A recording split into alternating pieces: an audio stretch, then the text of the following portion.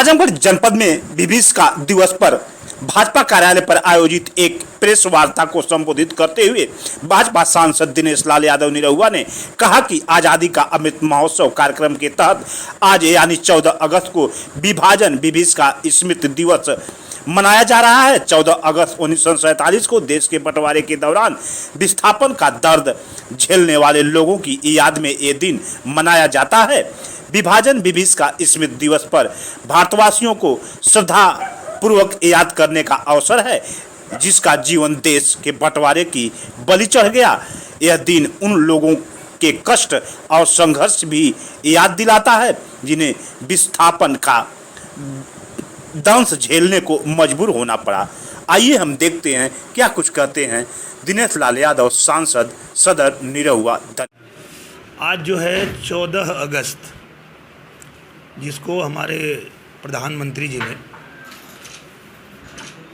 विभाजन विभीषिका स्मृति दिवस के रूप में मनाने का प्रण लिया और देश के सभी हमारे देवतुल्य हिंदुस्तानियों से ये आग्रह किया कि हमें ये 14 अगस्त का दिन विभाजन विभीषिका स्मृति दिवस के रूप में मनाना है। और उसके पीछे कहीं न कहीं कारण ये है कि जो भी समाज में कोई भी गलती हुई हो और वो गलती कितनी भी पीड़ादायक हो, उसको हमें भूलना नहीं चाहिए, याद रखना चाहिए।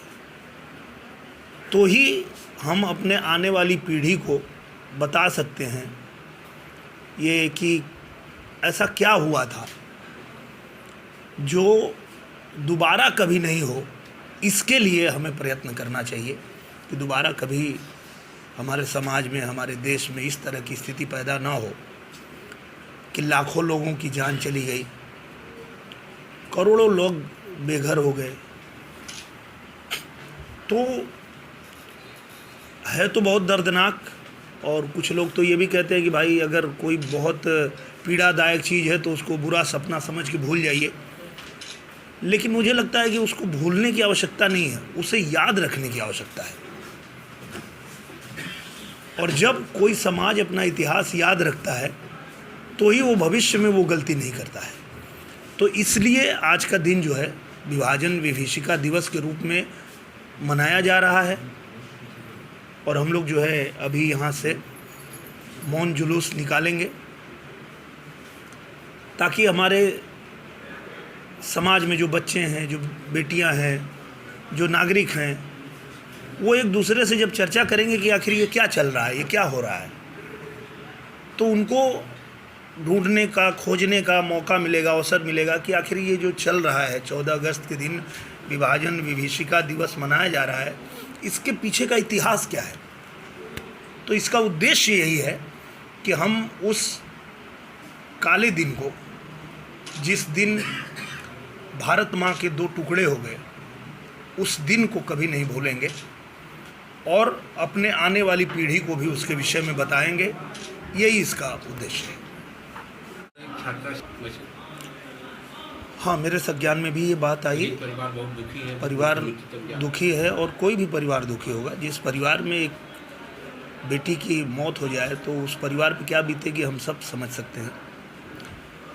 अब वो जांच का विषय है कि आखिर ऐसी क्या परिस्थिति थी कि जिसमें वो बच्ची ने ऐसा कदम उठाया। हालांकि मैं तो पूरे देश के सभी बच्चों से ये कहना चाहता हूँ कि कारण कितना भी बड़ा हो, कुछ भी हो, पर कोई कारण इतना बड़ा नहीं होता है जिसके वजह से हम अपना जीवन ख़त्म कर दें। तो बहुत दुखद घटना है और मुझे लगता है उसकी पूरी तरह से जांच हो और पता चले कि उसके पीछे सच क्या है। और अगर कोई दोषी है तो उसे सज़ा भी होनी चाहिए।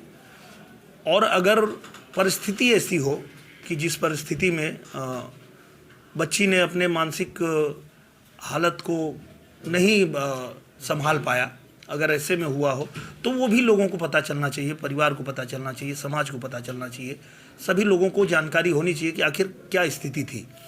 तो उसके विषय में मैं तो आज अभी आया हूँ, सदन चल रहा था, उसके बाद अभी आजमगढ़ आया हूँ, तो इसके विषय में एसपी साहब से और डीएम साहब से बैठ के पीड़ित परिवार के यहाँ जाएंगे। निश्चित रूप से जाएंगे। पीड़ित परिवार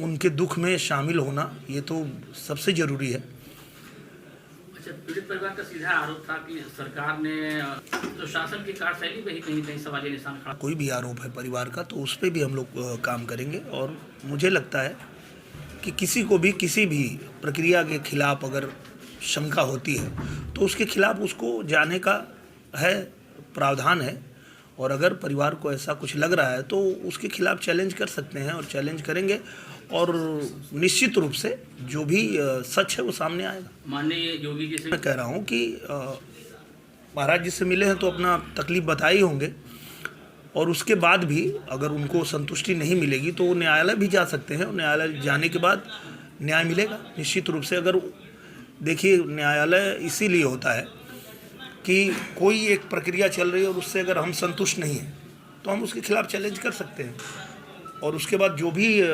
जांच में चीज़ें हैं वो सामने आ जाएंगी। लेकिन यहाँ सवालिया अभी हम लोग अभी बात करेंगे ऐसा क्यों हुआ, उससे वो भी जांच का विषय है। और निश्चित रूप से अगर परिवार महाराज जी से मिला है तो ये बात उन्होंने ज़रूर रखा होगा महाराज जी के सामने, और उसके बाद क्या महाराज जी ने कहा वो भी हम उनसे जानेंगे, उनसे मिलेंगे, मिल के हम समझेंगे कि क्या पूरी प्रक्रिया क्या हो रही है और महाराज जी ने क्या कहा। आप फिर परिवार की बात महाराज जी तक पहुँचाएंगे। वो खुद ही पहुंचाने की नहीं आवश्यकता है, क्योंकि पीड़ित परिवार खुद ही मिल चुका है, उनको बता चुका है। अब पीड़ित परिवार से मिलके हम जानेंगे कि मतलब महाराज जी से उनकी क्या बात हुई, आगे की क्या प्रक्रिया है और क्या करना है, हमारी क्या उनको मदद हो सकती है वो हम करेंगे। ठीक।